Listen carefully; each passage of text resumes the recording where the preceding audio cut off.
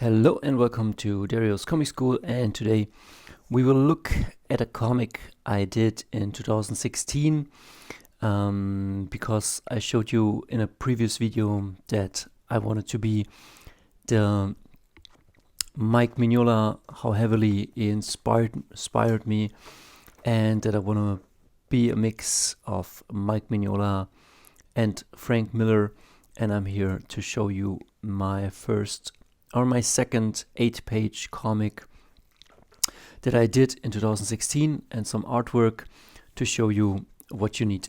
This is a German anthology called War Comics, and as you can see, my comic opens here, the show, and then there will be other cool comics following. Not a huge fan of anthologies, but at the time I took what I could get. And in 2016, after I did this 8-page, I did also my first, The Last Pickup Artist, and we will come to this in a second. My style is much more refined right now, as you can see. In 2018, a great buddy of mine asked me to do fan art for his Fist of Cthulhu, and I was heavily inspired to draw up some Mike Mignola stuff in that quick time that I had.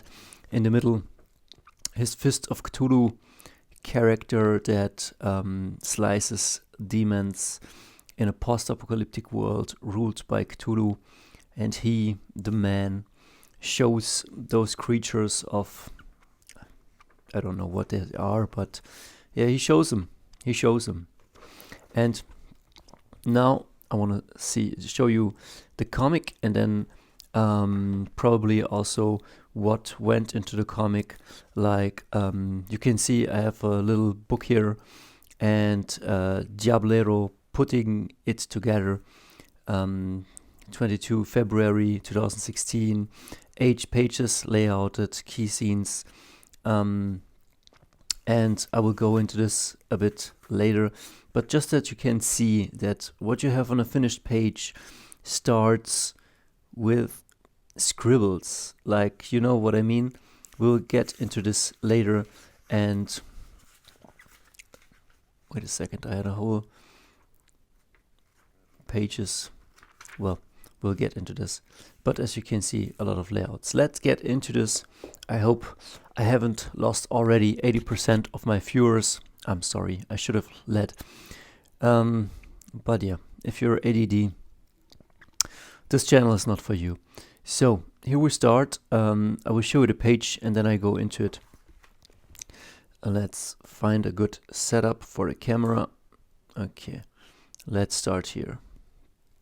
The comic begins with a foreword, and it tells about collaborations.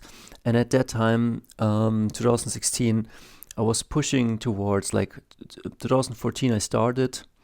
I wanted to start with a big fucking huge epic, a book thick as this, but then I failed, and I realized I had to do one page at a time.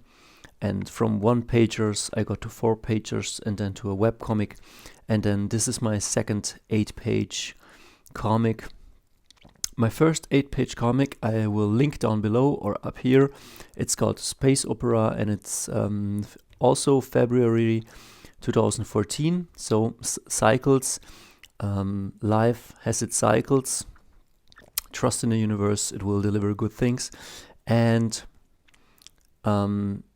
you can see here or down there, it's called Space Opera, and it doesn't look anything like this. And this is my second time I did put into 8 pages everything I had. And the idea was this. Jean Giraud, Moebius, said for beginning comic book artists, make 8 pages and make it your 8 best pages.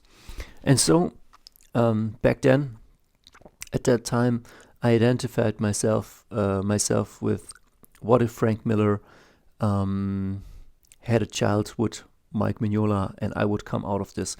And the idea of this Diablo is Diablo 1 and 2, or Diablo 1 meets the movie Keoma by Sergio Corbucci. So we have horror, classic PC game, and we have movie, classic Italo spaghetti western. As you can see, it intertwines. I intertwine the two artists, and what comes out is me.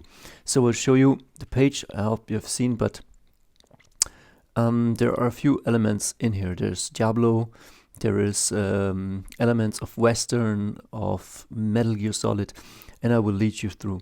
Okay, this is the whole page, and because I am a writer artist, 8 pages wasn't really enough to fit the story I had into these pages. I will show you the pages, and so I went full crazy Mike Mignola, Frank Miller on those pages and tried to put in as much of the story as I could.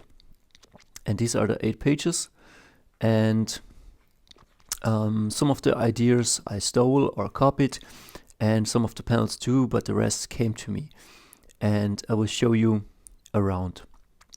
So let's get into this. I will zoom a bit. So it opens up with a Diablo 1 church and a stranger coming to town. Again, today I would draw and lay out this differently, but at the time this was the best I could do. So a stranger comes to town, or in my idea it was Keoma. He's a half-blood Native American, and he returns after the Civil War to his town, and this is a Diablo 1 church. And in Diablo 1 there is a mission.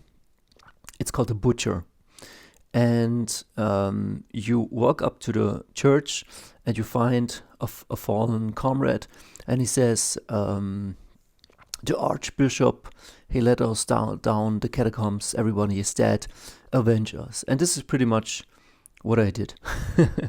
I stole that idea, I stole the church, and I stole from the Western, which is one of my favorite Westerns, Keoma, the character. So, as you can see, the eye line here, it's not all perfect, but I somehow layouted it out from the background to the foreground. The eye will be guided, but it's not the best. And then I have a background, a midground, a foreground, but again, it could have been done better. Then Keoma walks up to the church, through the cemetery, and he draws his gun, his pistol, and then he sees a guy, and he screams, "George!"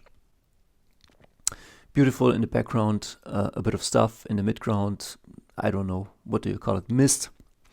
And then he says, this is George, his old, he was a slave on his farm, but he treated the slave with respect, because Keoma is himself a half-blood, so he doesn't want to be treated lesser than, but his brothers are bastards, they are, you know what.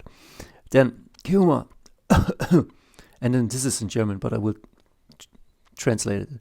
The Padre led us down to the camp of the Comanches, a Native American tribe.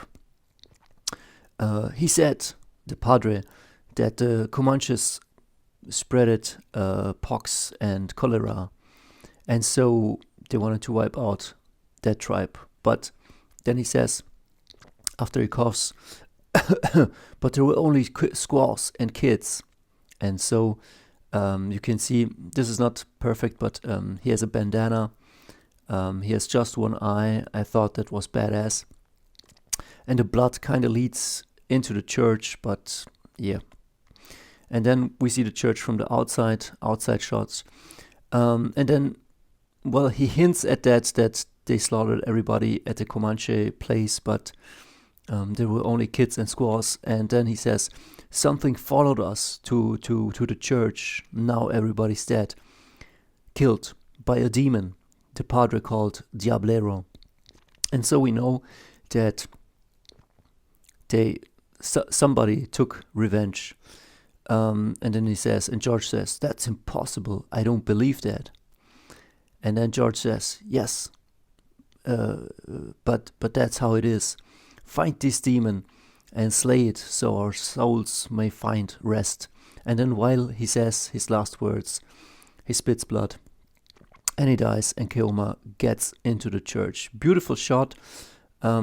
Definitely when I was looking at the colors of Dave Stewart, and I was heavily inspired. As you can see, the same colors over and over again over the page: the blue, the orange, the purple, the red.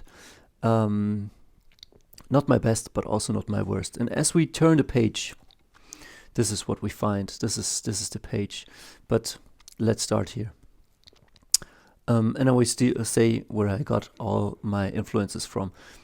He enters the church, and we see blood, and this is how I drew candles, and it's not the prettiest drawings, but it's definitely, I think, very, very moody. And I think I stole this composition definitely from Mike Mignola. Like, he enters the church, somewhere blood drips, he gets down the stairs, and then he sees something with his one eye, and then plop, the blood splatters and then pulls up.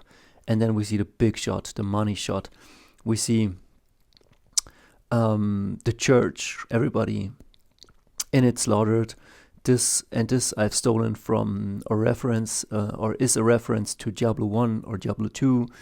And this scene is more or less a reference to Metal Gear 1, when before he encounters the ninja. I think maybe I even got a post that was similar to this one. I'm pretty proud of this. It's not everything perfect, but I was under pressure to finish the deadline, and so that's what I got. And then some few more drips, and something drips up on his eyes and mantle, and he turns. And as you can see, again, similar colors, a similar color palette, a bit different from what I was using, but kind of the same. And also beautifully, like these beats with the red, very, very moody, very cinematic. And then we see this page, and let me put it down. And then we see he looks up, and then the padre says, "Keoma, is that you?" And then the padre says, "I zoom in now. Take a last look, take it in." I zoom in now. And then the padre says, "Yes, you're Shannon's half-breed bastard son. We wanted to bring these heathens to paradise and burn away their sins. We didn't eat only their bodies, we also ate their souls." And, well, let me do this the right way. Like, he looks up, and then there's the padre, and the padre is all, let me say it, messed up.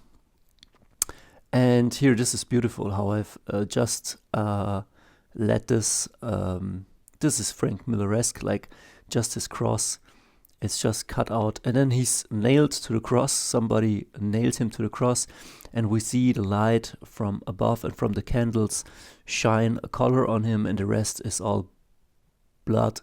And he's talking while he's pinned up there, and then something suck. This I saw in another Never comic.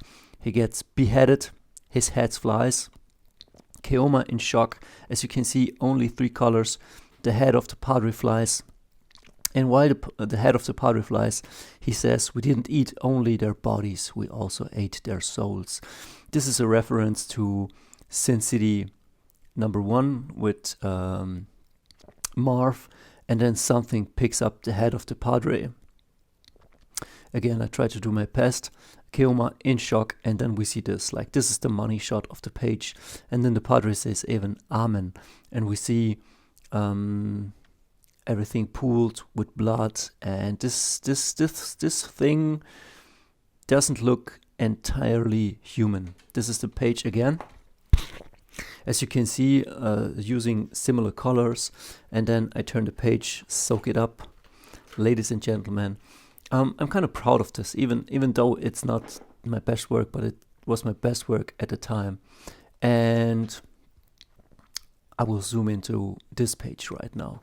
And then we get a closer shot, and we can understand that he's maybe a Native American shaman, and something's up with his eyes, like he's covered in blood, which could mean he has eaten them, or I don't know, something's up with his eyes. And then here's a panel missing because I didn't have the time, but his skin should have ripped and revealed this new fur underneath that, and his claws, and then he turns into something like a werewolf or something like that, and he immediately starts to attack Keoma.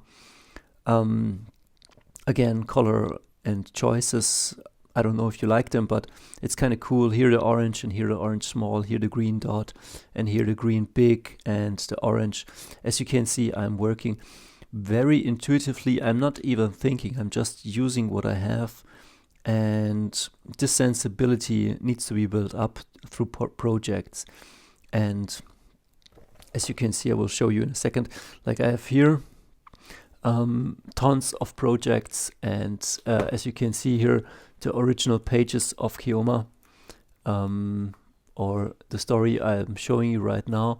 But as you can see, tons and tons of trial and error and projects, and just this is what you need to do. Just work one project after the other until you get up there. It's really like working out.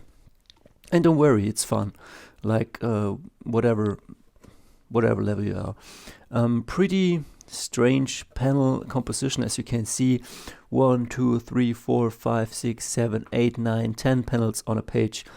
Definitely too much, but I wanted to cram the story all in here. I should have done more than all 8 pages, but I had only 8 pages for this, so I said, okay, let's do it. And then he shoots the gun, he hits the werewolf at his shoulders. I think this I've stolen from Batman Punisher with John Romita Jr., Klaus Janson, and Chuck Dixon. The Punisher gets his shoulders shot up and bleeds then from the shoulders. And I thought, man, cool. The werewolves, I mainly looked up Magic the Gathering, but as you can see, not nearly as beautiful as the Magic the Gathering werewolves. And here our hero gets clawed by this werewolf creature. Not very beautiful, but the best I could do at a time. He gets another claw in his face, and we see he's not taking those punches very well, and he's barely alive. He's just well, you see it. But what's beautiful here is, like, we come from up here, we go down here, then we go here, and then we come here. And beautiful, like, we come from the behind, we have a midground, we have a foreground. The eye gets guided, and some three-dimensional space. And then this I've stolen from an Italian comic. I will show that from another time. It's called Magico Vento, like magical wind. And magical wind is somehow, I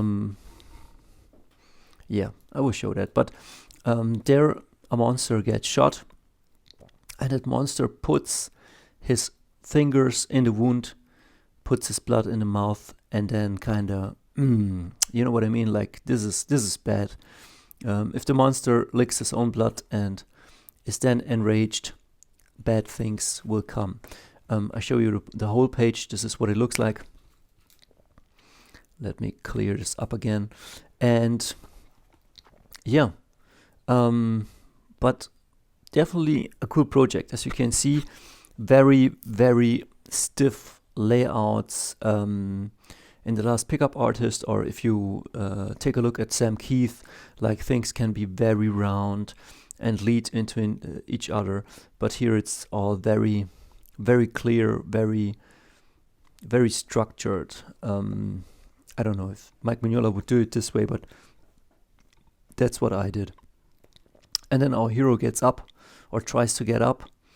Again, reduction in color, just a shape. He grabs the gun, but as you can see, he's not steady. He's definitely internal bleedings going on. Here I was inspired by definitely movies, but also, yeah, buy some comics. And I love it when we see the struggle, because then it means the stakes are high. What's gonna happen next? Then an arrow comes in, gets a long shot, and then the werewolf gets hit, screams very loud, again in the shoulder. We'll see it here. Not the best, but it hits home the point. And then this girl shows up in my narrative, in my head. She's the brother of this guy. Both are shamans, but he went the dark path, and she's here to kind of stop him. And that's why she's helping him. And not the best panel, but again, I tried to like leading the eye from here to here. As you can see, the finger goes up, then we come down here, then we see this, then it comes up here, then it goes here, here, here, here, down here, and then up here again. I don't know if I solved it in the best way, but yeah. And then the next page, we're close to the finish. I hope you're having fun. This is what I came up with. And again, 1, 2, 3, 4, 5, 6, 7, 8, 9, 10 panels. Too much. But a pretty busy page. This page I'm proud of. And then we come to the big finale. This is the big finale, and then we come to the final page. So I zoom in again. And we see this guy jumps the girl with a bow, which again, in Diablo 1, the Amazon has the bow. She looks kind of like that. And then he jumps her, he gets her, she's bleeding from her nose, we don't know what's gonna happen. He's definitely choking her or something, we don't know what's gonna happen. And Keoma, with his last breath, grabs his knife and gets the ammunition belt. This is something I stole again from Magico Vento, because he takes the ammunition belt and he puts it to some rocks, and then we'll see what happens with that. And then he goes up to the werewolf and puts the ammunition belt with a knife, fixates that on the werewolf, and the werewolf again gets the guy, lets him fly. We see just a hand, we don't know, maybe he's dead or he's not. But what we can see now, the werewolf has taken some major damage and has a knife and an ammunition belt stuck in his back or shoulder. So, beautiful page. This is the 7th page and then the 8th page, but this is the big show. As you can see, I'm already spoiling what's happening, but beautiful, the coloring very reduced. And now I will zoom in and show you what's up. So our guy, again on his feet, spitting blood, the church in very red light. We see him, very psychedelic colors. He looks up, but we see some determination in his face. Like, this guy may be scared, but he knows what to do. And as you can see, he tries to crawl up to his gun. Like, this is a struggle. He's dripping blood from everywhere. His fingers don't look so good. There is his gun. Again, the drawing's not perfect, but the story, I guess, is cool. He grabs the gun, but the gun, as you can see, it's not steady. It shows three of these holes. It's rattling, and then above him, the monster shows up. He's on his knees, barely living, and then he turns around and he pulls the trigger. As you can see here, I didn't color this sparks from the trigger that he puts. I forgot to color those, and then bang, bang, bang, bang, bang. As you can see, he's shooting at least 4 bullets, and then we get a tiny slice, a really, really thin line. We see boom, boom, not hitting the knife and the ammunition, and then finally he hits it, and boom, the big freaking beast explodes. And epic, I would say. I mean, say what you will, I'm still having fun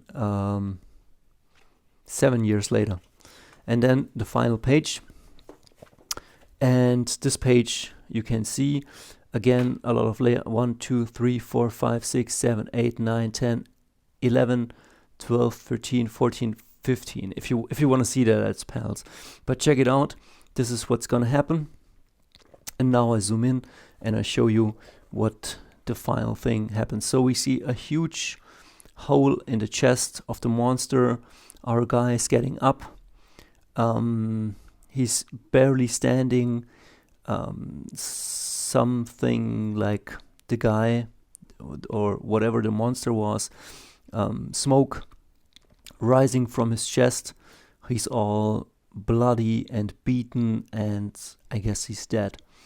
And then our hero, with his eye, checks out. There's something on sticking out from the front head of the, how do you say it? Like this part of the head.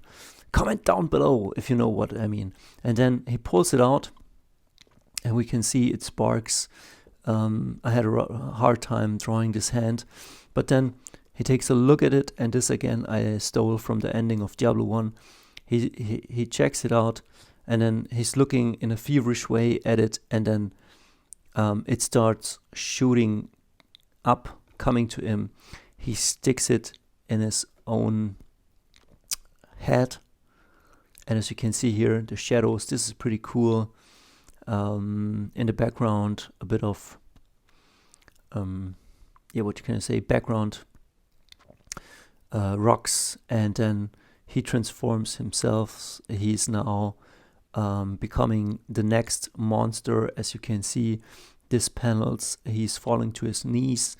We see a demon statue here, maybe laughing at all of this.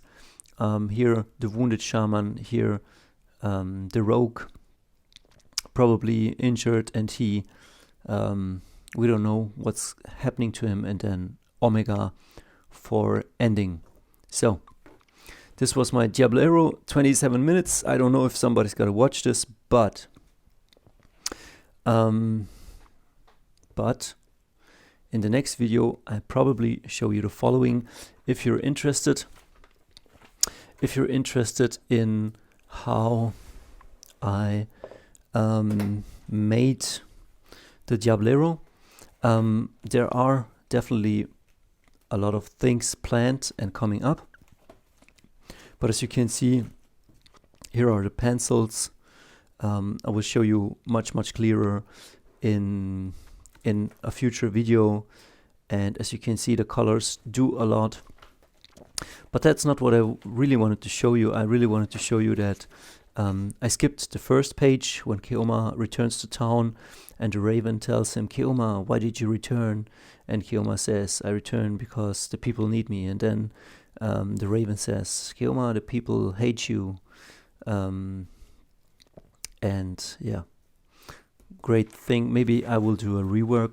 But what I really wanted to show you is the concepts, like creating the character, creating layouts, and how much time it took to get there. You can't see really much, but as you can see, this is just layouts for the page 1, to hit home the points, layouts again for page 1, and it takes a bit of time. Like again, still page 1, and here is page 2, and as you can see, I had different angles for different things and text bubbles, and again layouts.